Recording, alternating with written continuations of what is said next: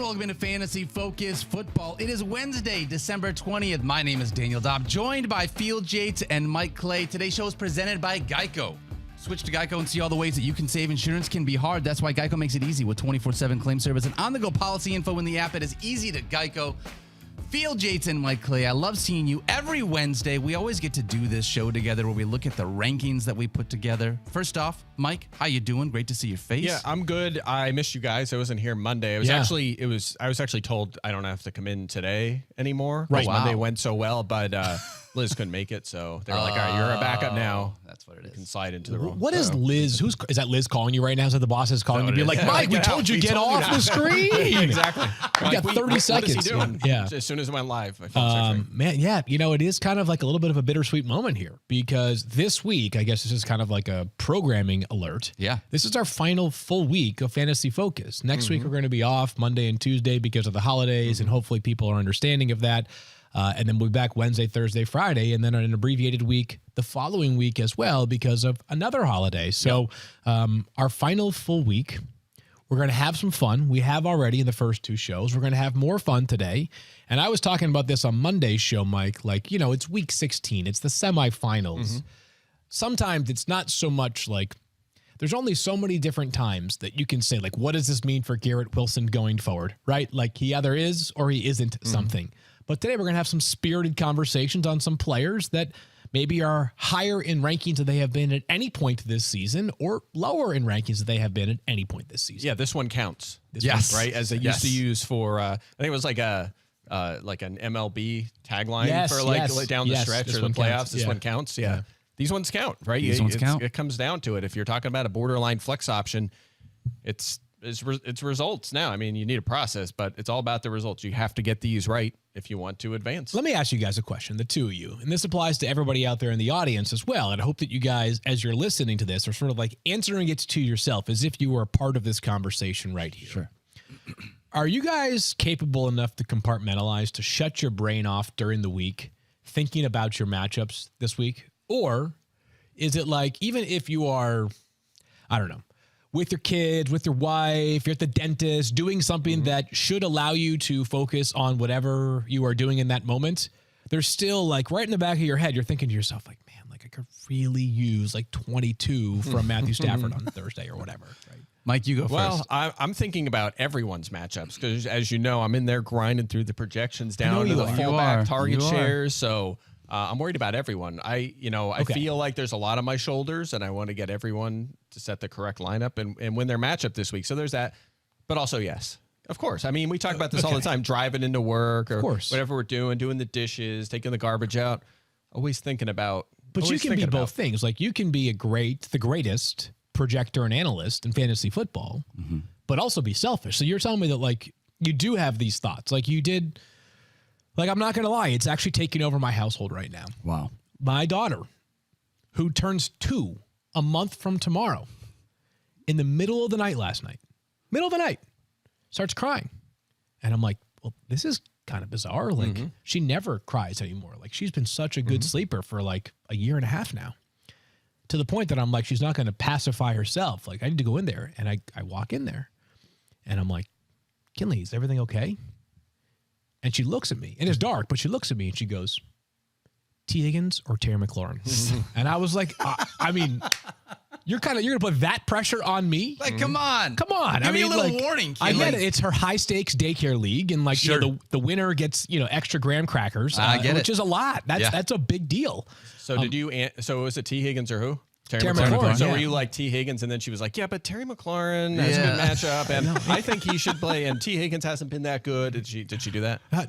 Yes, but she was a little kinder about it. Yeah, I know it is. It's the best. Anyway, so yeah, it's taking over my house right now. I just wanted to make sure that I'm not alone because everywhere I turn, people consciously or subconsciously are making me think about critical matchup decision this weekend. I have that too, Field, and that is one of those things where I try to compartmentalize it, but you go throughout the day and something just like all of a sudden it just like snaps, and it's like, why am I now thinking about whether or not I'm going to start Jake Browning or Matthew Stafford at quarterback? Because the rest of the lineup looks good, but I got to pick the right matchup because you pick the wrong matchup and you lose, and you're going to be kicking yourself until next season. I have a Dak Prescott, Justin Fields decision that is going to keep me up all night for the next 3. Wow. Yeah.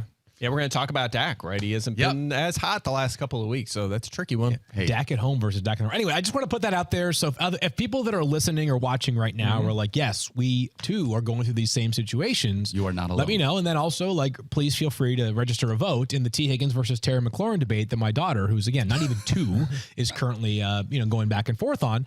She is a little bit concerned about Terry McLaurin's matchup this weekend because the Jets are an excellent pass defense. By the way, this matchup, I think more so than ever before in the NFL, is going to drag out so long because we have Thursday games, a couple Saturday games, Sunday games, Monday games, Yes. 3 Monday games. Like, it's going to be, it's going to take this. These matchups are going to drag out for 5 days. I was kind of hoping you'd tell me something the opposite of 5 that. days. Yeah. So, yeah, it's going to be a long 5 days. But long week. You know what? We love this. We will miss this. We will miss this anxiety that we are currently experiencing a month from right now when we don't have fantasy football. So we're going to embrace it. Yep. Yeah. By the way, if you like the anxiety, join some dynasty leagues because then it's year round. You can stress over trades all off season. Yep. Yeah, but the stakes are different, right? Like in the off season, when I'm pondering whether to in a 2 quarterback league, like make a big push for whatever. Who's the oldest? Aaron Rodgers, right? Like, do I trade a first round pick for Aaron Rodgers because I'm right on the precipice of winning the whole dang thing? Heck no. Okay. Well, I wouldn't even trade a 3rd round draft pick for Gardner Minshew.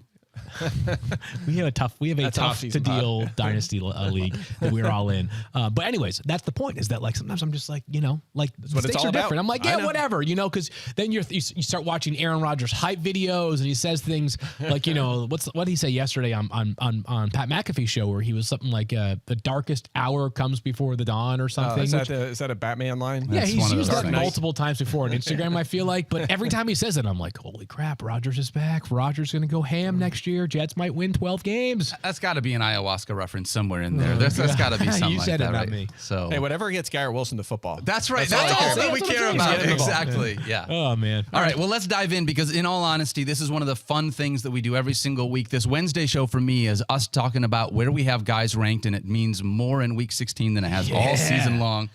So let's start with a couple of things. First, a quick injury update. C.J. Stroud. We got a tweet from Adam Schefter last night that says C.J. Stroud, who missed Sunday's win over the Titans, remains in the concussion protocol.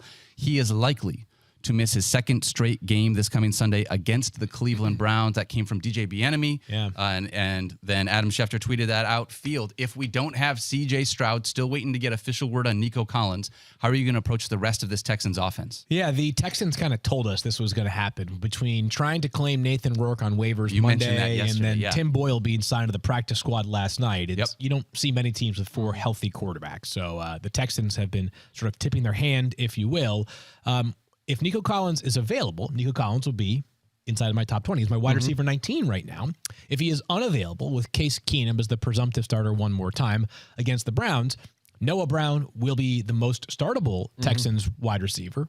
But I would be certainly a lot more concerned about the fact that, Nico Collins is a superior player, and the Browns defense still remains outstanding, even if they have dealt with a lot of injuries in their secondary of late. And we've seen some quarterbacks be a little more effective against Cleveland over the past month than they were for basically the entire year. So Noah Brown will probably be like a high-end wide receiver 4 for me if there is no Nico Collins. Yeah, the good news is Keenum played fine. 36 pass attempts at 229 yards, threw a touchdown. Yep. Serviceable. Only 1 Texan was above 5 targets in that game. And, of course, it was Noah Brown with 11. So you wonder how many guys they can support. My guess is probably 1. Yep. And so I agree. I think it's Collins if he plays. If not, it's Noah Brown. It's a little bit of a tougher defense. Last week, they got the Titans, who we know you can pass on, and that was a part of it. They get the Browns this week. So that's a big part of... I expect a run-heavy approach, which they were last week, too. But maybe, and we'll talk about Devin Singletary in just a little bit. Exactly. Maybe another Devin Singletary day. Love that guy. Hey, another quick running back update. Unfortunately, we saw Keaton Mitchell is done for the season with a complete ACL tear. As a part of that, Melvin Gordon has been signed to the Ravens roster. Mike, when you're looking at the Ravens running backs, like, is there anything that you would do here when you're looking at these guys? Even though Gordon is signed, it's still Gus Edwards and Justice Hill, right? Yeah, it is. I don't think either of them is a lineup lock. I would lean toward Gus Edwards. There's actually only been 5 games this season where it was Gus and Justice Hill as the clear 2, and Keaton Mitchell played like 2 snaps or was inactive.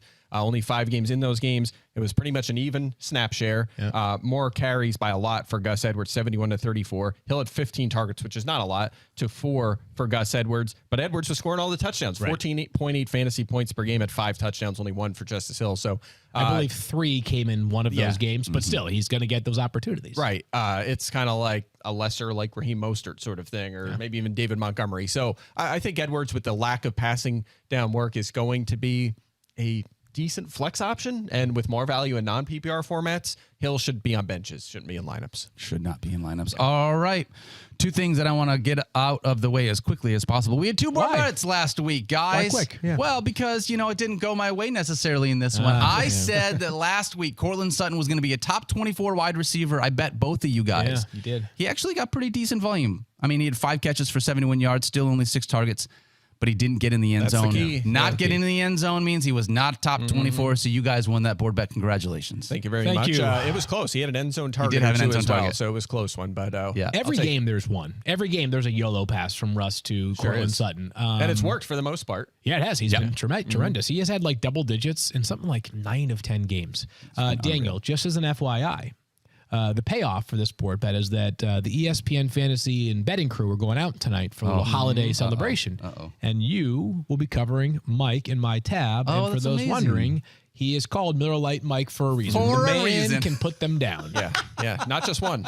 It's going to be a few. There's going to be a couple of them. All right. Well, hopefully Tyler Fulgham is not going to come because I also lost a bet there as well. Oh, man. This one was He'll tough. Be there now He said, what do you think? Justin Fields or Matthew Stafford in week 15 for his first board bet? Honestly, I knew it was going to be Matthew Stafford. I just wanted to give him a win for his first week. That's what it was, guys. It's like a thank you for the Matthew Stafford trade, which all of a sudden it just feels like an equitable trade. I get really it. does. The Rams won the Super Bowl. They will probably be remembered as the forever winner, but the foundation of this Lions roster has been fortified by high picks in back-to-back drafts, and this 2023 draft class looks like a potentially transformational one with 4 players in the first 40 picks that all look like they're going to be longtime key starters. Yeah, the Lions weren't going to win short term. They took a chance longer term, got draft picks and Goff, and it's worked out. Like you said, Rams short term, Lions longer term. I don't know. I'd like to know what Detroit was thinking, though. Do they view Goff as like a bridge quarterback for a year or a 5 to 7 year quarterback? But it might be 5 to 7 years now the way he's playing. That's funny you bring that up. Daniel and I play, and maybe you'll get the invite next year in a Michigan Men League. It's 5 of our friends our friend Al from Holmes and his 4 buddies, plus Michigan, Daniel and 3 buddies, and then me, the random Massachusetts guy who has been to Michigan, though. At least been to Michigan. I've been there one time. Yeah. I've been there a few, so no big deal. Okay. And so I would say, I don't know, probably once a week, but definitely during bad Lions games, the Jared Goff debate goes hot and heavy. Put Hendon Hooker in. Would you guys actually pay this guy $25 million a year? Like, this is what it's back and forth nonstop. I got to tell you, quarterbacks don't grow on trees. They do not. Hooker's on the active roster now. Yeah. I saw that. I saw that, especially with Teddy Bridgewater. Big shout out to Teddy Bridgewater. Said he's going to retire at the end of this season. He's put together an awesome career. All the stuff he's done in the NFL. Really proud of him. Massive injury early in his career. Bounced back, came back. So good for him. Really proud of him. All right. Let's move ahead. Yeah. People are like, can you guys just shut up and talk about Bijan Robinson's rank for week 16? Are you sure people want us to talk about Bijan Robinson Field? Is that where they want us? Okay. I offered it up. All right. And this is why. I do genuinely wonder, like, how many people, let's just say that, like, your minimum expectation for Bijan going into last week was 10 fantasy points. Okay. In PPR scoring. Okay. He ended up with 0.4. Oh. So 0.6. A little bit less. 0.6 or 0.4. Yeah. So whatever it was. How many people that had Bijan lost by 9.5 points or fewer and are not going to the semifinals as a result of that? Probably a lot of them. So if you're one of those people and you want to press fast forward for a few moments here, we get it. But I'm here to tell you that if you survive because of Bijan, I think he bounces back. I've got him as RB19. And for all the things that I think people get frustrated with Arthur Smith over, I think there have been a couple of instances this year where the utilization for a star player has gotten to such a low point that it's caused like palpable frustration amongst the fan base, and the following week it bounced back in the right way. It's happened with Drake London. It's even happened to a degree with Kyle Pitts. It's happened before with Bijan. So I think Bijan has a pretty good game this week. RB19. I think he bounces back against the Colts. I do too. Good matchup, by the way. Fourth most fantasy points to running backs. They've struggled across the board. I agree. I think their logic was two ways. I mean, the weather was bad, so they decided we're going to come out early. And by the way, it was right out of the gate with Tyler Algier. This wasn't. It was. Hammerhead. So season low and usage across the board for Bijan, including snap share. And then he fumbled. And then I don't believe he touched the ball after that. So I think that was their excuse was the conditions, and Algier's a better fit. And I don't think it's a good excuse. I think there's no reason why your big three, London, Pitts, and Bijan should have, what was it, 75 yards and 11 touches combined? It was that many? I'm surprised it was that many. They got 7 across the three. I know. It just still doesn't feel that way. There's just, I don't care what the conditions are. I would say it's unacceptable, but that at least was the logic, I think. So I agree. A more normal conditions this week and a good matchup at home, I do think we'll see 15-plus touches from Bijan in a better day. So, yeah, I would not panic. If I made it through, I would still leave him in my lineup. Do you guys know if Arthur Smith and the Grinch have ever been seen in the same place at the same time, or is there a fantasy Grinch for sure? Right? I mean, this is one of those things that's very tough. Fields, you mentioned this yesterday. I don't want to totally go over it again, but it just seems so shocking to me that you draft a guy 8th overall, and then he fumbles once in a game where like he's meant to be your superstar, and it's like, all right, you're going to sit on the bench now, but then come back in later. Like, I just don't understand that coaching decision. And it's not even that; it was right out of the gate. It was still Tyler Algier getting the I don't get it. I mean, I know it's your scheme, but you have to adjust your scheme for this talent. Like, why are you drafting them if you're not going to do it? There are players who have dealt with fumbling issues in their career where it has made sense at times to just say, like, you need the rest of the day off or like a period of time. Melvin Gordon's been one of those guys, right? Melvin Gordon had some fumbling issues, but like Tiki Barber famously could not stop fumbling early in his career. Then he changed the way in which he carried the football. Yeah. And he became very reliable with the ball. But I don't feel like Bijan's got big ball security issues. And so as a result of that, not going back into the game, I thought was somewhat ridiculous. Yeah, I think, was it Devin Singletary, I believe, fumbled last week, and then he Daniel's gone. He's gone. He just went Sal. He just went full Sal. Sal Volcano. I'm so sorry. Daniel's 12 years old. Daniel's 12 years old. Professional. This is a good. We were talking about how young Daniel looked earlier. This was one of those.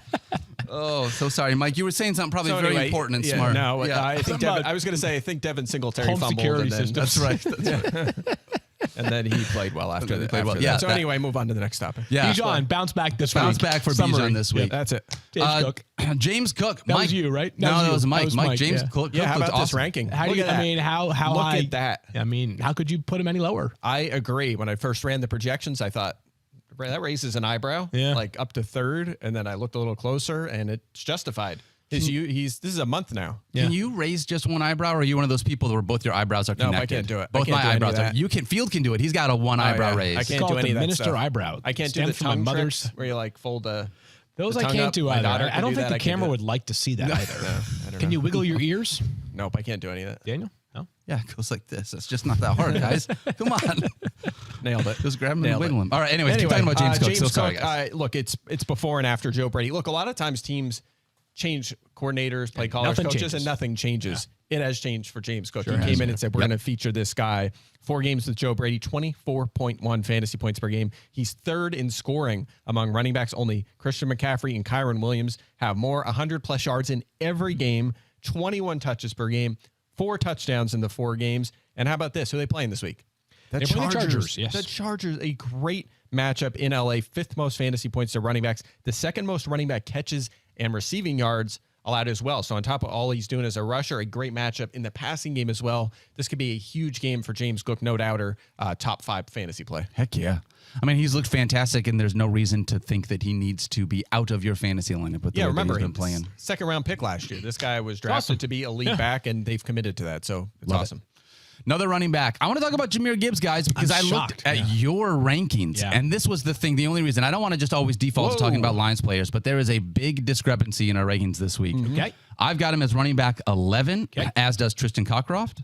Field Yates, you've got him as running back 17. Yeah. Mike, you've got him at running back 21 for Jahmyr Gibbs. You smell that? It's not Dr. Pepper. It's actually a board bet. It's a board bet that is definitely. This is why I'll never be invited to the Dopp family Christmas. Or the Detroit Fantasy League. Yeah, that's right. That is actually true. Yes. I picked the Vikings to win the division before the season. They barely talked to me for like 2 months. That's true. That is. I mean, so did I. So I still wonder what that would look like with a healthy. Don't bring that up. Yeah, anyway, they listen, Mike. You don't want to talk about it. So here's the thing with Jahmyr Gibbs when I look at this, right? I talked last week about David Montgomery and how I was disappointed because his playoff schedule is actually pretty tough. And part of that is they do play a very tough Minnesota Vikings defense. Yep. And with David Montgomery, part of that was Jahmyr Gibbs isn't going away. You look back at last week, and that's the reason why. Jahmyr Gibbs very obviously explosive, utilized in this game, in spite of the fact that he did not have as many touches as David Montgomery did. But when you look at what he has done, he is first in yards. First in carries going more than 20 yards in the NFL. He has 10 of them. 10, okay. He has averaging 5.7 yards per carry, first amongst qualified running backs in the NFL. He is fourth in yards before first contact. Dude is just crushing it out there.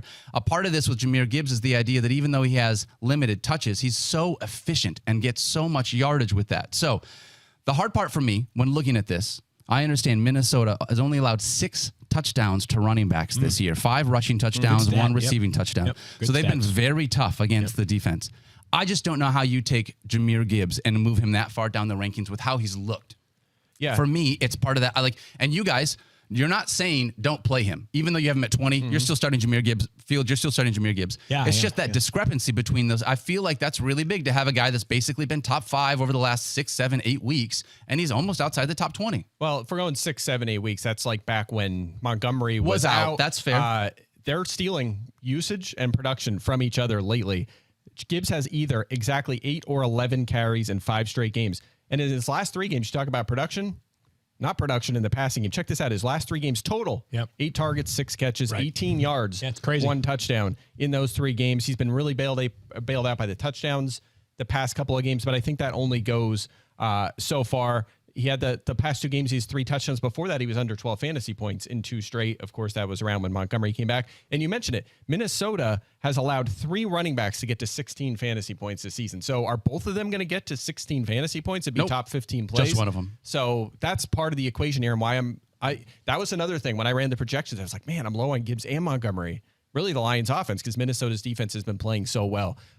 So yeah, I did come in lower, but I did dive into it a little further, and I think it checks out. The fact is there's 2 guys that are going to be utilized, and they're going to limit each other. Eye test to me is just like it's awesome. It's great. Jahmyr Gibbs look as good as anyone else in the NFL right now. I don't know how I want to be involved in this board bet because I'm sort of in the middle of you two. The natural middle point would be RB16. I got him as RB17. So do I get like RB 15 to 17 and I win? Oh, wow. Okay. You just get them 3 spots. Yeah, you get 3 spots, but I don't get a loss if it's not one of them. If you're not one of them? All right. Yeah, sure. If you know what I mean? Like if he lands 16, 18 did you say? Or what did you say? 15, 16, 17. 17. I get the win. Okay. Daniel gets top 14, and Mike gets 18 and below. All right. I'll take it. So I guess I can still, I don't really care. I will lose if he's not. I will take the incredibly short odds, long odds, I should say. And I only get 14, 15, 16. 14, 15, 16. Or 15, 16, 17. So I'm going to say that Jahmyr Gibbs is a top 14 running back. You're going to say he's 14 through 17. Mike, you're saying he's outside the top 18. Okay, let's just say put it on the board. Ready? Put it on the board. Can I just say a lot easier? Yeah. I say Jahmyr Gibbs is exactly RB15, RB16, or RB17, the most narrow and specific board bet in the history of Fantasy Focus. Why does he have to hedge all the time? Every time. He can't just pick every one. time. Had to pick a range of 3. Got to do all 3 of them. Dang. Interested to see how the way that one's going to work out this week. Mike, you got one more. Devin Singletary. We talked about that with CJ Stroud and this Texans offense. How you feel about Devin Singletary in this one? First of all, I love Devin Singletary, one of the most underrated players in the NFL. Does not miss time. He's going on years now. Certainly the longest streak in the league of not missing time. He's been incredible. Last week, 75% of the snaps, 30 touches, a career high 170 yards. They didn't have CJ Stroud. They leaned on Singletary, and it was effective for the most part in this game. The thing is, now earlier this season, he had 2 games with 24-plus touches. Yep. Dameon Pierce was out for both of those games. Pierce came back. They evened out the workload. They realized, you know what? Devin Singletary is the better back here. Yep. Pierce only played 4 snaps in this game, was outsnapped by... Benched. What? Straight up benched. Yeah, he was benched. He was outsnapped by Ogunbowale as well, who played 14 snaps. So it was a Singletary show. Since week 10, he is 7th in fantasy points among running backs. I'm not going to rank him that high because I think the other backs will be involved a little bit, and he's not always going to get 30 touches. Also, they're playing Cleveland. Yeah. Only 4 running backs have reached 15 points. So he's a flex option, maybe a borderline RB2, but a guy you could start. Yeah, huge workload, but minimal passing game utilization for him. Yeah, that's true. So he is like... he's basically Derrick Henry in every way, right? I mean, body type, like they're pretty much the most similar running backs. Very close to each other. Yeah, there is a bit of Derrick Henry in his game because he is very seldom used in that passing game. It might be maybe like Ken Walker usage, right? Like a 9-10% target share and 60-70% of the carries. That's probably what you're going to expect. So I'd love to see those two next to each other. How cool! Derrick Henry and Devin Singletary. Yeah, and we were talking about life after Tennessee earlier. Maybe they will be teammates because both are going to be a free agent after this season. Yeah. I'll tell you what. One of the reasons why we said, and I know dynasty and keeper leagues are very different, but like Tajay Spears, like there's at least a look, right? You gotta at least think about it. One, right? How about trying? I was thinking about most compelling. Compelling is probably the wrong word, but the most interesting, I guess, players in dynasty to rank right at this moment. Derrick Henry is a great one. Yep. Right. How about George Pickens? What do you do with him in dynasty? I do not know. He might be toast, right? I mean, like the concerns about George Pickens coming into the draft, were that it wasn't the skill, it was the attitude. And as everybody says, if you can't get it right during Mike Tomlin's watch, do we really think he's going to go somewhere else and thrive? Do those guys pan out? They moved on from. Yeah. It's James Mike Washington. Wallace, I was going to say. Those guys were, they were superstars in Pittsburgh. I'm talking about the guys that don't work out. Chase Claypool didn't work out any better afterwards. And by the way, James Washington, fine as a situational player. Sure. He just was not, they hit. Like when they draft early round guys, they generally are stars. Yeah. If they move on from them or they're not playing and they're unhappy and they move, they don't. It's a problem. It doesn't go great. It is. All right, we're going to talk wide receivers in just a second. But first, Field Yates, let's pay some bills. Home, auto, prize sports memorabilia, Mike Clay, just in general. Whatever you need to protect, Geico can help get you covered. And with the award-winning Geico mobile app, you can get 24/7 claim support and on-the-go policy access. It's easy to Geico. Go to geico.com today. Catch all your favorite sports live with Vivid Seats, your home for every tackle, slap shot, and buzzer beater. Plus, with Vivid Seats rewards, you can score free tickets, surprise seat upgrades, and an annual birthday discount, and more. They're the only ticket company in the game that rewards fans for every purchase. As the official ticketing partner of ESPN, Vivid Seats is offering you $20 off your first $200 ticket purchase with code FFF. That is code FFF. Give the gift of Vivid Seats this holiday season. Visit vividseats.com or download the app today and experience it live. All right, let's keep moving forward. Talking about some wide receivers. Who wants to talk about the guy that was the number 1 wide receiver in Week 15? Something that he wasn't number 1, was he? He might have been number 3. I don't think he was number 1, but he was up there. What are we talking about? We're talking about Chris Godwin. He was at least close to the top. Chris Godwin. Here we are. Yep. Chris Godwin. That was me who offered him up as a potential rankings conversation. Wide receiver 4, my bad. Okay, but still, that's a great week. Who thought he was going to be wide receiver 4 on the week? Who was wide receiver 1? Like Josh Palmer or something in only the second half? Jordan Addison. Oh, okay. It was. Yeah, it was. Yeah. Of course. Yeah. Oh, man. Naturally. No big deal, Field. Just the guy you've been touting all year. Yeah, just we'll get to him in a minute. I know. We'll talk about him more in just a few moments because I had really quite a roller coaster on Saturday. Yes, you did. During that game. Let me tell you in just a few moments here. But yeah, Chris Godwin, back-to-back games, has been very, very heavily targeted. 11 plus targets in back-to-back games. And just remember, and I get that this does not always pan out, but Todd Bowles not that long ago said, hey, we need to get Chris Godwin the football a lot more. And not that Mike Evans is any slouch. He's incredible. He's one of the most consistent players in league history. But this offense was so heavily tilted towards Mike Evans that you almost felt like Chris Godwin had become the forgotten man. Baker Mayfield is throwing the ball a ton. They still can't run the football. Chris Godwin should be a busy wide receiver in back-to-back-to-back weeks this upcoming week, which is why I have him as wide receiver 24. If Trevor Lawrence plays, this might have the highest over-under of the week, Jacksonville and Tampa Bay. Feels like a potential points fest, and I might be too low on Chris Godwin because Daniel's one spot lower than I am, but wide receiver 24 for you, or wide receiver 21 for you, excuse me. Yeah, I'm optimistic. I'm a little nervous about the fact that he had 6 straight kind of duds before last week, but you're right. They said they want to get him the ball more. The 0-catch game, that seems to trigger things, right? Yes, I don't know if he had a quiet conversation with someone, but was it 21 targets in his last 2 games? They've been featuring in the last couple. And we talked about that on a Fantasy Football Now Sunday morning. Like, yeah, the production hasn't been there, but we saw a huge boost in usage, and they even give him a carry. Like, they're getting the ball in his hands, and sure enough, it worked out in this game. And you're right, good matchup. Jacksonville dealing with some injuries in the secondary with Tyson Campbell, and they've given up a ton to that position. So you're right, this could be a shootout, and Godwin is a guy that you can feel pretty good starting right now. I think this is a great spot, and tell me if you guys feel differently, but to me, Chris Godwin is one of those things where he kind of struggled. I mean, he wasn't a top-tier wide receiver all year long, right? But the last 2 weeks, he's been so good. He's gotten so much volume in spite of the fact that the rest of the season, you weren't really using him in your starting lineup. Yeah. Now here in the playoffs, it's win or go home, and you're like, I've had back-to-back weeks. Is this going to continue? That's one of those like really tough decisions where you're kind of like emotionally saying, all right, this hasn't happened all season long, but there's been enough recently. Am I going to continue to buy in on this? I think that's one of the tough conversations for this week in Week 16 is guys like Chris Godwin. Yeah, only 2 touchdowns this season. That's crazy. Hurt his output. That's tough, right? I've only got one lineup that is still in play that has Chris Godwin, and it feels kind of no-brainer. Now it's a 3 wide receiver league as well. It's actually the Fantasy Focus Show League, but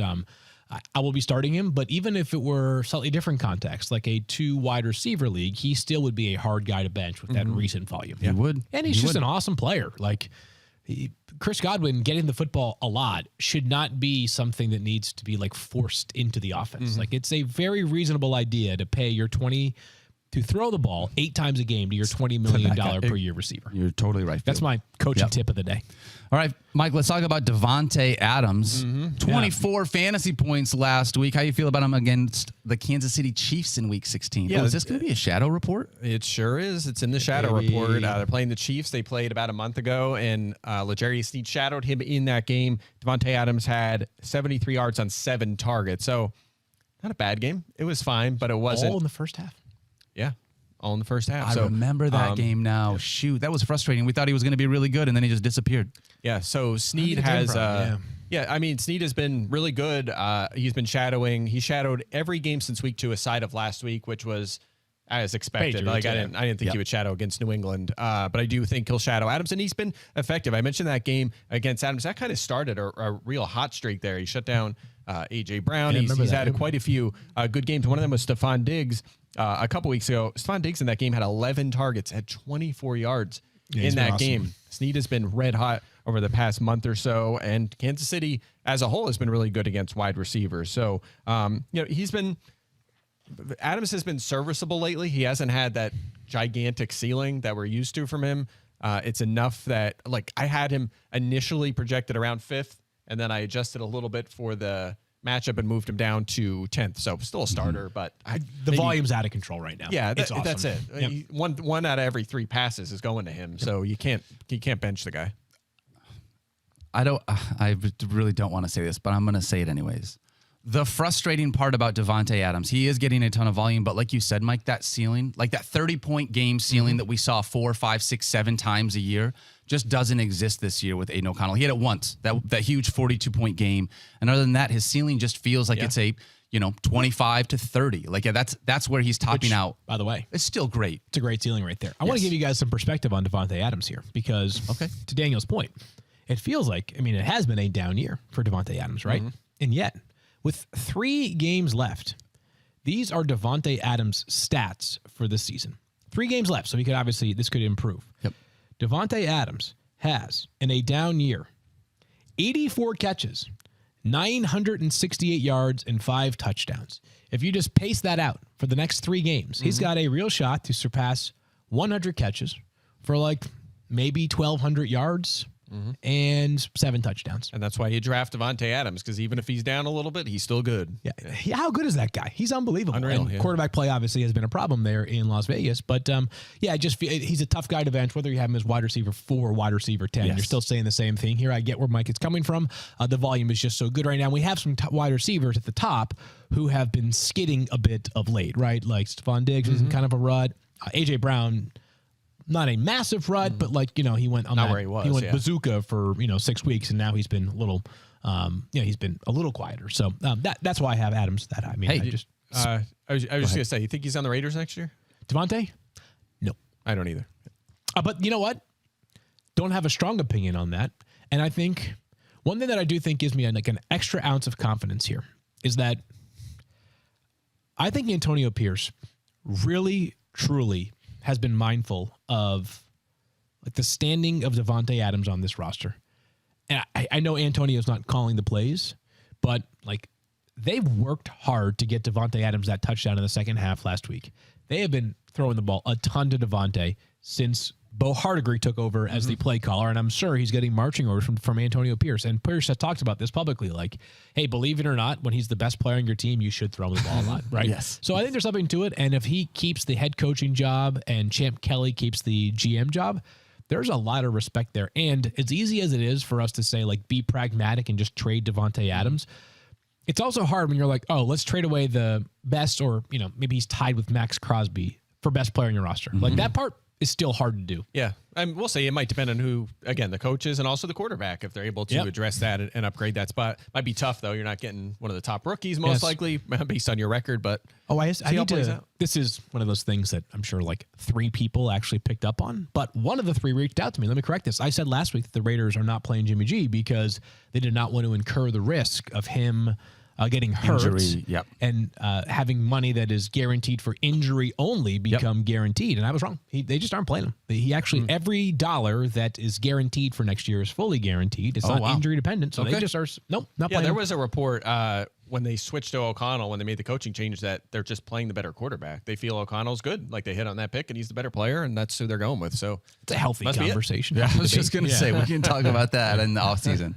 Hey, you mentioned Davante Adams has had some ups and downs, just a little bit. Yeah. We've seen that with Jordan Addison as well, Field. 3 straight weeks coming into this game with single-digit fantasy points, and then he just erupted for 29.1 fantasy points. Only the highest scoring wide receiver on the week, according to you, but congratulations. So maybe what I need to do is say nice things about him this week if I'm playing against him, and then say mean things about him if I am playing him. He had a monster week last week. I guess like a couple of things. So here's where maybe I erred last week in Jordan Addison was A, expecting Nick Mullins to throw for over 300 yards, right? B, expecting that Jordan Addison with Justin Jefferson back on the field would be as involved as he was. And then C, I coined this term on Monday. He hit the royal flush. He had 6 catches for 101 yards and 2 touchdowns, Mike. I'm sorry, how many targets? 4 catches. 6 touches. 6 targets. On 6 targets. So, did I think that his 6 targets would result in, 16 yards a catch, and 1 out of 3 of them would go for a touchdown, including, during the broadcast, they noted that his touchdown catch where he went and, basically grabbed it at his shoestrings was, I think, according to Next Gen Stats, the most improbable touchdown catch by a wide receiver. 26% or something. Was it this season? Yeah, he would catch it. Yeah, he would catch it. Okay, so I screwed up, but look, that's one of them process versus results thing, right? There we go. See, if you knew he was getting 6 targets, you would not have felt good about that situation. But look, that's why we still.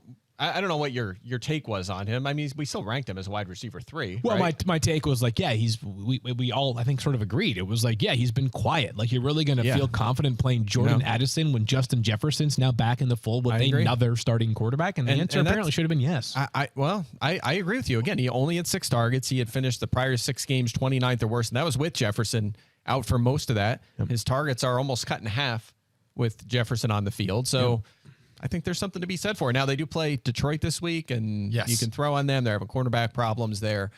So, again, we're still ranking him top 30. He's startable, but the concerns are real. Just because we had a couple high variance plays go right doesn't mean he's going to pay off again this week. It's one of those things where it did pay off last week, but it does kind of feel like I should have played Jake Browning over Josh Allen because he scored more fantasy points. Thank you. Okay, there we go. I needed that one. Look at you defending Josh Allen. What's gone into your brain right now? I'm trying to be a little more pragmatic in here, guys. So that's what it is. I don't want to interject this because we'll have, I'm sure, much more context by tomorrow, but just a little aside that during the show, Shane Steichen, the Colts head coach, said that Michael Pittman Jr. is, quote, doing well, which very ambiguous, but he said he would defer to the injury report later in terms of what that means. But Maybe we'll see Pittman on the field today. Who knows? Okay. Hope so. And then Jonathan Taylor sounds like he's on track to play this week. It sounds good, like. good, so good. progressing. I left him in the projections. Him and Ramondre put in there. I'm sure you noticed. So I did. We'll yes. see. Some optimism for both. Certainly Taylor. Yep. So. Yeah. Certainly Taylor. Ramondre don't know, but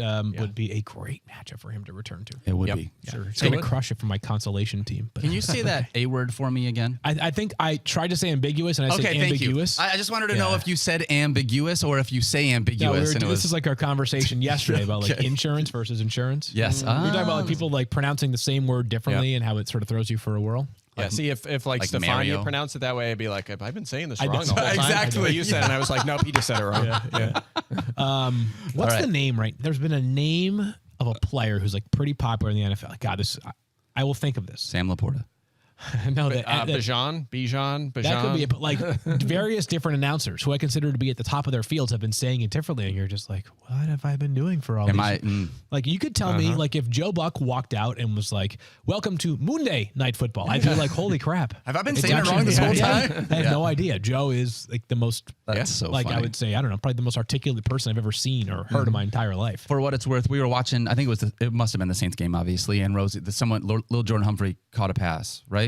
Oh my God, this is the best. And Rosie's like, wait a minute, did the announcer just call him Lil Jordan Humphrey? And I'm like, babe, that's his name. That's what. And then it flashes, Lil Jordan Humphrey. Our group chat too. They were like, what? They were like, this is so rude. It was like, this is so weird. The announcer keeps calling him Little. Is he trying to be ironic? It was like, no, that's his big. name. That's what it is. Anyways, all right, let's talk about some more wide receivers here real quickly. I want to talk about Rashee Rice, if you guys don't mind. Dude, please, wax poetic. I'll tell you what. And you guys are going to jump right in the same conversation. We're all on the same page. When I was ranking him, my thought was, how high is too high for Rashee Rice this week? Same as James Cook in my mind. Yes, right? Similar dynamic. Very similar. Like here we are. Two of them hanging out at the moon this week. Over the last 4 games, he's averaged 20.3 fantasy points. Over the last 4 games, he's wide receiver 3 in fantasy points, wide receiver 5 in targets, wide receiver 2 in receptions, wide receiver 4 in receiving yards, and wide receiver 4 in reception percentage, which I say because drops have been a huge problem for the Chiefs in this offense. So the idea that Patrick Mahomes has finally found that guy that he has locked onto, he is the number 1 pass catcher, not number 1 wide receiver. He is the number 1 pass catcher, surpassing Travis Kelce in this Chiefs offense. The only question I had, seriously, was how high is too high to rank him this week? He's inside the top 10 for me. You got to start him. You got a totally justifiable rank. Mike will probably can provide, I'm sure, plenty more context surrounding that, and I'm sure with some statistical backing. I will just say this. I have a new analytic for you, but go ahead. Finish your thought first. When you are a team that has the aspirations and legitimate aspirations that the Chiefs do, and yet you're still struggling in offense, you are going to do this. You're going to wake up on Monday morning after the game and you're going to say, we need to simplify things. We need to get the ball in the hands of the guys that our quarterback can trust. Right now, the list of pass catchers that Patrick Mahomes can trust is very short. Travis Kelce and Rashee Rice. There will be others that will make that list that are not going to be fantasy relevant players. Justin Watson. He's an example. Seriously, right? that's a great example of a guy like Noah Gray, like a capable tight end who when given opportunities produces, as opposed to guys that when given opportunities have not produced for Kansas City this year. And Rashee Rice is all that, and he will continue to be a massive part of this offense. Yep, I agree. Big volume, big production. So I have a new analytic. It's something that we missed in the pre-draft process. Had you followed this rule when drafting wide receivers, you would have had a great season. Is it if a guy works out with Patrick Mahomes? No, it's not that. Okay. It's not that. It's, do they have double E in their first name? Ooh, Rashee. Rashee. Okay. Tyreek. Yep. CD. Yeah. Keenan Allen. Wow. Debo. Wow. And now, Jamar Chase is out T. Yeah. Could be a league winner. Yeah. Wow. Seriously. And also, you could talk Breece Hall, Raheem Mostert. Wow. Najee Harris. Hold on now. Mike. Now I'm questioning this analytic. He'd be on the bench in this circumstance. All right, he'd that's be fair. that's a good bench player, dude. Honestly, I'm gonna go to I'm gonna try to bust out all the stops. I'm gonna start calling PR people around the league and just be like, all right, listen, let's have a conversation. Let's talk real fast. Let's just talk here for a second. He's been great, no doubt, but can we just change Tyler Lockett's name to Tyler? Lockett? Just give it a shot. See what happens, right? It's at double E. In fact, what's Amon-Ra and Amon-Ra St. Brown and DK Metcalf's full names? Is there double E in there anywhere? If not, well, let's just pretend there is. I'm down. I don't think they have double E's in their Amon-Ra St. Brown. We'll just make it R-E. There it is. I mean, that's it. There's something to that. If that double E just caught your eye on draft day, why not? You'd be sitting pretty nice. That's like 3 of the top 5 or 6 receivers. That's thinking out loud here. So we've got Marvin Harrison Jr., no double E's there. We've got Malik Neighbors. We've got Rome, that's 1E. Roma Dunze. We've got Keon, that's 1E. Keon Coleman. No, nothing. No. It's a bad draft class. That's a bad draft class. Definitely. Xavier Worthy. Trade all your dynasty draft picks this year. Yeah. If only Christian McCaffrey had a double E at the end. What does the E sound? Does that count? It sounds like Jaden Reed. There you go. Okay. Hey, Fields, you said that the Chiefs want to simplify things on offense. Does that mean that they're not going to have Jerick McKinnon run like a pistol formation and then throw a little pass at the goal line, or do you think they're still going to keep doing that? I think he is like he would be a player that Patrick Mahomes trusts. It's, just at 31, is he ever going to play more than 30% of the snaps? Sure. I think we have the answer because Clyde Edwards-Helaire has been snapping him, or at least it's been close timeshare. Yep. All right, let's talk about a couple more players here real quick. I want to talk about Trey McBride, if you guys do not mind. Dude, 9 or more targets in 4 of his last 5 games. When you're looking at the tight end position, and there's a bunch of numbers I realize that I could say here, but when you look at the tight end position, the amount of volume that Trey McBride is getting, he has been like a potential league winner for you at the tight end position if you have needed somebody. He has looked fantastic. Back-to-back games with over 20 fantasy points in 3 of his last 5 games. He's had at least 20 fantasy points at the tight end position. I don't know what else you say about Trey McBride other than we've been waiting to see this kid kind of break out. We thought he had good talent coming out of college. We've finally seen it the second half of the year. He looks fantastic. I was going to say, I have a question. Is this the strongest the tight end position's been? It looks like it this late in the year, especially? Yes. It's almost like tight end 7's too low, but you think about who's ahead of him. Yep. Kelsey, Hawkinson, Laporta, Njoku, Ingram, and Kittle. And that doesn't even include Mark Andrews, who is hurt. You could put him maybe 4th or 5th, but all those guys deserve to be in there. I mean, they're all seeing massive target shares, and they've been super productive. So there's no doubt. I mean, he's a lineup lock, but there's a lot of competition for these rankings at tight end suddenly. Someone texted me yesterday looking ahead to this week and said, I'm having a tough time on this one. Evan Ingram or David Njoku? Yeah. And I said, whatever you do, put the player in and then just don't watch the games and just wake up on Tuesday and hope that you won because both those guys, I mean, obviously Ingram's coming off a quiet day, but he's been incredible in an amazing matchup. If the Cardinals were to become, if the NFL said we're going to contract to 31 teams and every Cardinals player went up for grabs, let me retrigger this. If you were to take a bet on the players that are on the Cardinals roster right now that you think have the highest chances of being with the franchise 5 years from right now, Trey McBride's number 1, right? He's I mean, when you consider age and at least skill position, without me looking at defense and the rest. You can make cases for like a Michael Wilson or something like that, but I think you're right. It's probably McBride. Yeah. By the way, Trey McBride, he's an awesome player. He's a total Steve Keim is not there in part because of his drafting, and this is one of the great parting gifts that he left with this franchise because McBride is the real deal, and they have all season long targeted the tight ends a ton. It's not just a Josh Dobbs thing, it turns out. I was just go ahead. You go ahead. You have a thought on McBride? Last 3 weeks. I just want to say this. Go ahead. You do that part. Yep. Last 3 weeks, Trey McBride target share 28.6%. The next highest on the Cardinals is Greg Dortch at 14%. He has more than double the target share of the wide receivers on his team. Dude, our buddy Adam Levitan's called him Trey Gronkowski now. I mean, it's true. Nuts. Since week 8, he's 6th in the NFL in target share. 6th in the NFL. Positions.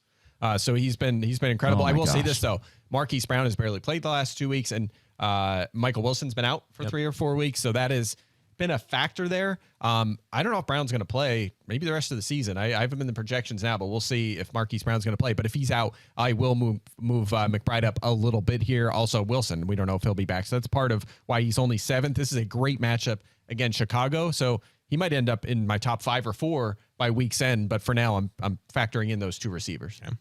Does it count if he's got an E in his first and last name, or do they have to be next to each other? I don't know. Well, he has the EY. Does that count? We have to look into that. That's off-season research, investigative reporting. We have to look into that. I'm with you. What counts? What counts? Isaiah Likely has no E's in his first name, but he's really good. Yes. Yeah. And what we had hoped for when Isaiah Likely took over in replacement of Mark Andrews was I thought it was appropriate to keep expectations in check, right? I wasn't expecting him to become Mark Andrews or like a top 3 tight end every single week because I didn't want to set myself up for failure. I didn't want to have what happened in the 2 games that Mark Andrews was unavailable, one which he left very early and one all the way back in week 1 in which he was just not there at all.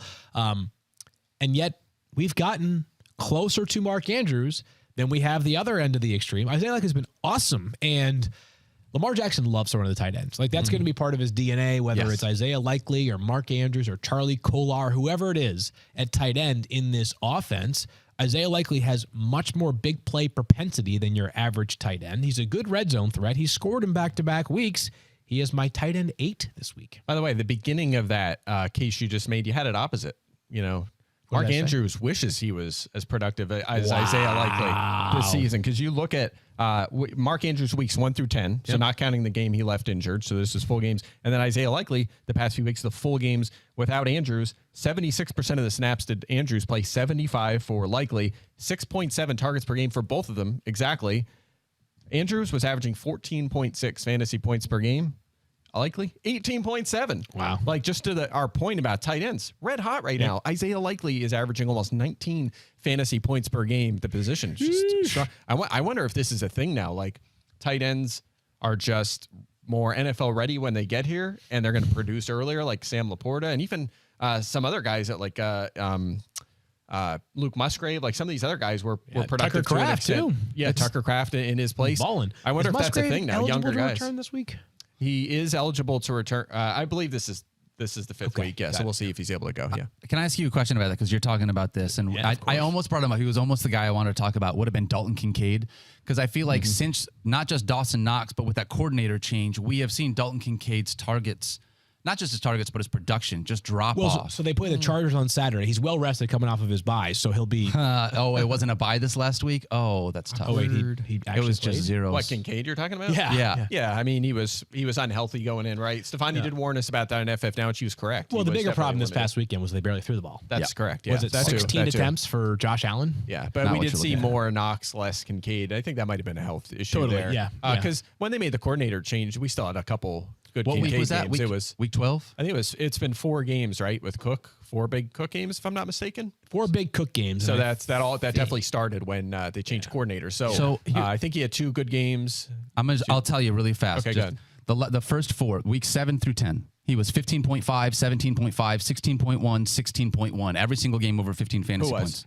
Dalton Kincaid. Kincaid, yeah. And then you have the coordinator change. 10.6, 8.8, 7.1, 0. Okay, fair enough. So, like, maybe he's still getting targets, but that's one of the things. That's why I almost brought him up, because of that, because he is one of the young, young tight ends that we have seen be really good in the league this year. So that's interesting, because, like, Gabe Davis is doing nothing to. I'd have to look a little closer at that. That wasn't on our sheet, so I didn't do a deep dive. That's on me. That's on nonetheless, me. I mean, look, by the way, we don't have Kincaid ranked 5th. We have him like 13th or something, right? Sure, or 11th. In that unprepared range, Mike Clay as usual. Yeah, as usual. Yeah. All right, let's dive into a handful more questions here. Let's talk about Dak Prescott, guys, because after last week, 6.06 fantasy points, Field Yates. The one thing I want to say. Yep. We all know this narrative about Dak playing on the road, right? Is that all that this last game against Buffalo was? Was Dak on the road playing outside? Or do you think you can trust him against Miami and Florida also on the road this week? Well, I have discounted Dak this week. Okay. To quarterback 5, which if you're saying to yourself, like, you're discounting him to quarterback 5, he has been quarterback 1 for like the past 6 weeks in our ranking. So yes, that is a discount.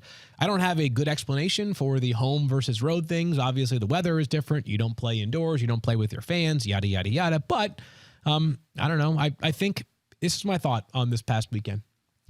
They played a team that is both talented and desperate right now in Buffalo that just manhandled them. Good point. And you're hoping that Miami, who should be not desperate, but they should be motivated because they're still alive in the number 1 seed race in the AFC, and they have to make sure they win their own division. Yep. Which, by the way, I believe if they lose one of their next 2 games, then Miami versus Buffalo could be a winner takes the division matchup in Week 18, and the Bills draw the Chargers and the Patriots the next 2 weeks. So if you're Miami, you better win one of these next 2. And it's Miami versus Dallas and then Baltimore. Digression there. I think Dak will get back on track. This Miami defense was terrific last week. It has been a little bit better of late, but it has not been as dominant this season as we were hoping for when they made the coordinator change to Vic Fangio. Yes, injuries like that one to Jalen Ramsey did hurt, and the recent injury to Jalen Phillips certainly impacts things, but I think Dak will be fine. Mike, your thoughts? Yeah, I agree. I have him 5th as well. What's interesting, though, is you said the word narrative, and sometimes we have these fantasy narratives. It could be I guess not a narrative. Things. Yeah. No. I'll get to my point in a second, but like, and we do that with, like the Zay Jones, Calvin Ridley thing. And like sometimes, the players are asked about the narratives or the coaches are, and they kind of discount them. Yep. Dak Prescott has talked about this at length in the past few days, and he is fully aware that they struggle on the road. So he doesn't have an answer for it, though. So I don't know if they're going to be better in Miami. A defense that, to your point, is playing much better. So not QB1, but still, I mean, we don't have 9 or 11 better starting options. Right. Now, if you have Dak and he got you to this point, you're starting him. And with the way that Dak has played, since week 8, Dak has the most pass attempts in the NFL. Yeah. Is he going to throw the ball that much? I almost don't care where he's playing. Obviously, you want the home game. Like, you don't want to make it as hard as possible on yourself. But for a quarterback that's been as good as he is, throwing the ball as much as he is, you're starting him. I'm really starting to agonize over this Justin Fields versus Dak Prescott thing even more. It's tough. I mean, Dak's upside, and top 3 scores 6 of the last 9 weeks. That's absurd. Top 3, not top 10, top 3. Has Justin Fields been a top 3 scorer in 6 of the last 9 weeks? I don't know. Does he have 1 or 2 of those this season? Maybe. Maybe. Yeah. But we're not talking about what it is. You're right. What it has been. We're talking about what it will be. Could be. Fantasy football in a nutshell for you. All right, Field, let's talk about what it will be potentially for Austin Ekeler. I don't want to talk about what it's been for him recently at all. Let's just look ahead to the future. Let's talk about that 1 week in which I said he was going to be booty cheeks, and Mike said he was going to be awesome, and he was actually awesome. First time since week 10. Oh, man. Yeah, I'm not confident, though. Yeah, I know they do, Mike. That's why you're a winner. And I'm just a silly boy. But I am his RB21. Yeah. Cut that. That's right. Yeah. RB21 is my ranking for Austin Ekeler this week. I'm nervous. You know why? This game could get disgustingly out of hand. It won't be 63-21 again, but this team, listless right now. They might not have Keenan Allen again. Mm-hmm. It's going to be Easton Stick. The Bills are hungry. This one makes me nervous. And I know maybe we disagree on this part. The volume may be fine for Austin Ekeler as a runner, but it certainly got eaten into last week, and it wasn't just when the game got out of hand. And as a runner, he is a below-average performer now. Mm-hmm. I know it was better earlier in the season, but whether it's because of the injury, whether it's because aging happened like that, Austin Ekeler looks slow. Mm-hmm.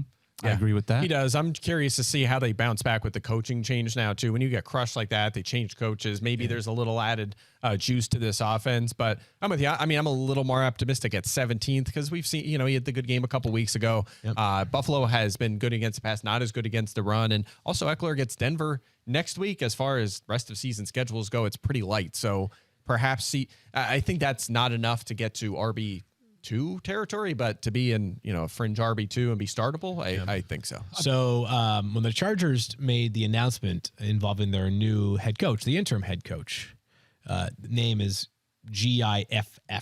Mm-hmm.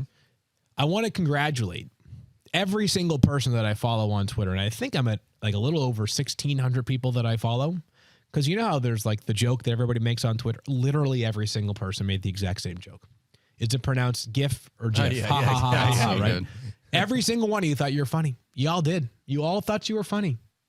Turns out you went 0 for 1,600 in terms of being funny. Wow. Thank you.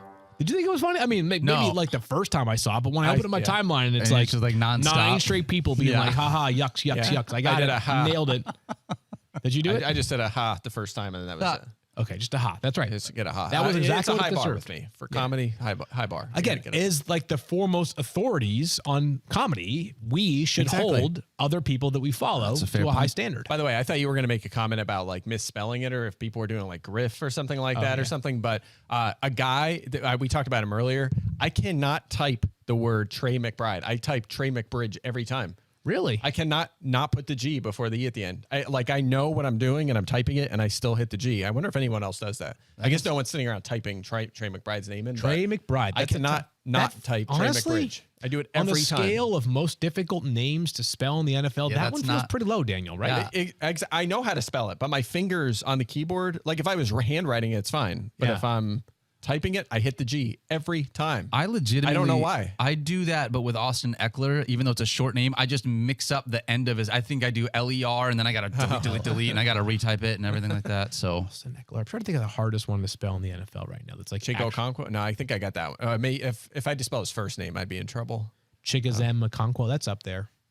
There are ones though. Someday, Jimmy eventually, Garoppolo got me forever. Yeah. I still. And when you get it right, then it's like I did it. Yeah, no one else cares. Congratulations! But I nailed it. Look at me. I got it. Spelled it one try. Last question. Gus Edwards, guys. Is it time for Gus Edwards to continue to keep being in our fantasy lineups, or now, given everything that's going on with the Ravens? Do you want to restate what you said at the beginning of the show? I mean, it's sort of, I think it's accurate. Yeah. If you're just tuning in late. Went there 5 games. We have a strong audience that like only arrives at like 11:50. Yeah. Quick recap. 5 games where Justice Hill and Gus Edwards were the clear 1-2 punch. They split the snaps 52% for Edwards, 48% for Justice Hill. Big edge for Gus in carries. Big edge for Hill in targets, although it was 15-4, so neither of them were heavily involved. But Gus was okay. I mean, 14.8 fantasy points per game, very touchdown heavy, and that's going to be the story for him. He's going to be a touchdown-dependent, borderline RB2 or flex option, very much like in the Raheem Mostert vein, where you start him and you hope he finds the end zone, because if not, you're not going to get targets, and you're probably not going to get a huge rushing yardage number. He's a solid player in a good offense. He's just a fine flex. So I just want to say really quickly, I don't think that I would have used Raheem Mostert as my comp for Gus Edwards. Well, a lower end, I'm not saying, but it's the same kind of thing. Like Mostert, either if he doesn't score, you're gonna feel the pain. The thing is, though, he scores every game. So when he doesn't score again in like 2025, we'll have a problem with Raheem Mostert. Yeah, right. We need to start hiding content for the last 10 minutes of the show then. Like the last 10 minutes, we should have, like, you should bring a dad joke to the podcast every day. Oh, man. That is strong enough to allure people to keep them for the last 10 minutes. Why? What's that? Why do we have? Well, I would say, like, you guys were asking, do for people those stick that, around? Yeah. Okay, I got one for you. Okay, let's hear How it. much? Fly. I was thinking about saving this for Sunday. You don't How have much to. did Santa Sleigh cost? How much does Santa Sleigh cost? How much did you pay for it? It was a freebie. No. $25? Nothing. It was on the house. I get it, and I don't know if I like it. I got to let it sit with me for a minute. I like it. They all make me laugh. Yeah. Thank you. Thank you very much. I didn't like that. I don't know. Please clip it, though. Elvis, was that your Elvis voice right there? Elvis Christmas album. That's been on repeat for weeks now. So. You listen to that? You don't listen to A Very Philly Christmas by your Eagles offensive lineman? You work that in, but yeah, I mean, Elvis is the go-to. Is that check? We in or out on the Eagles right now? In or out? I warned you about this game. Didn't I warn you about the Seattle game? I'm still worried they're going to drop another one. We're going to start tomorrow's show with this, but we owe Liz a big apology because when we were doing our game picks on Monday at the end of the show, she, like, before Daniel's like, all right, time to pick one. She was like, Liz, Eagles. I'm sorry. She was like, Seahawks. And we were like, did you just say Seahawks? What? She's like, yeah, of course. And she was like, Seahawks. Yeah. So, I've been nervous about them for a while. I worry they're going to play. They play to the level of the team they're facing. Everything's competitive, so I'm worried they're going to do that with the Giants and Cardinals too. But I think they'll get rolling and they'll be in a better spot in the playoffs. Classic. Yeah. I think they'll be better, but I don't know if they're going all the way this year. They just have too many problems. They're not fixing the offense. The offense has had issues all year, and they just haven't corrected them. It's nothing worse than you were a super talented team that plays to the level of the competition. And I say this as a joke, but like Rasheed Wallace was like that for the Pistons for forever when I watched him because that dude was so good. But it was NBA like champ. He would just take plays off when he didn't have someone tough playing against him. And then it's like, oh, I only bring it when the big guys are there. Dude, sadly, I had a couple of fantasy teams that played down to their competition. That's how that works. I got so many tweets being like, look at my first place team that scored 72 points this past week. I feel like that's a cornerback thing too, especially like I think the most prominent name in that department is Marshawn Lattimore. Just like when he plays a 1, everyone knows. Like that week he's showing up and he's ready to go. He's always a great corner, but there's another level he has for those big matchups. Yep. All right, that's going to do it for today's show. We are going to have Liz Loza back tomorrow for Field and I to apologize to her for the slander we gave her. Yeah, that'll be a lot of fun being able to do that. We will talk the Thursday Night Football game, and we will preview the first part of Week 16. We love you guys. Thank you for hanging out with us. Good luck. I guess there's no good luck. We just love you guys, and we'll see you tomorrow. We'll see you tomorrow. That's it. Not wishing good luck. Well, I mean you're wishing good bad luck, for the day. Just in general, I hope you have great luck for the day. Wednesday. Yeah, just a really good day, guys. I like that.